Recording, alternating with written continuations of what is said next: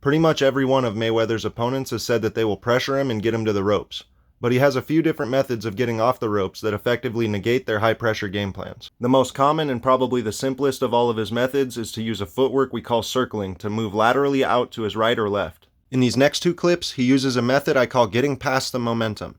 We see him ducking to get under De La Hoya's left hook, and as soon as he's past the momentum, he uses the opportunity of the missed punch to pivot out to his right, leaving Oscar in the corner and allowing Floyd to retake center ring. Although he does it less frequently, he'll also duck under the right hand to get past its momentum.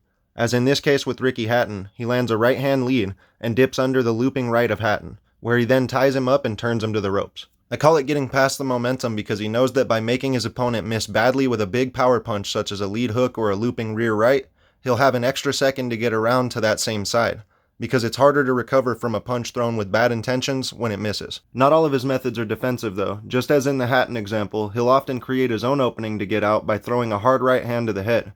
But more commonly than going under the right hand to exit to his left, he chooses to roll out to his right under any potential lead hand counters his opponent might offer. The best thing about his right hand off the ropes is that whether it lands or not, it still creates great opportunities for him to escape.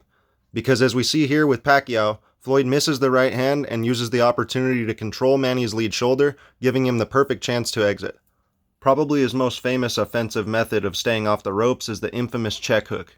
He'll use this technique either when he's anticipating a right hand from his opponent or when they're entering with the right hand low, as in Hatton's case.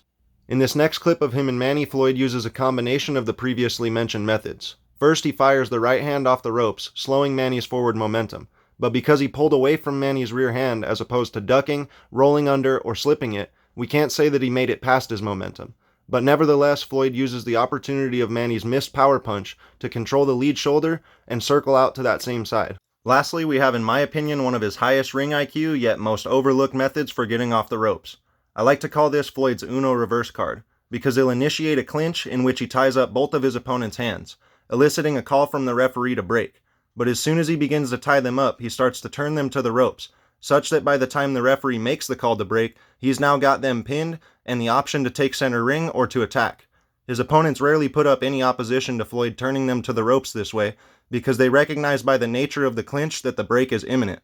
And being trained to focus on breaking cleanly, they neglect to register that they're being put into a compromised position. Where else have you seen a fighter with a ring IQ so high that they're able to use the referee as an unwitting accomplice to their victory?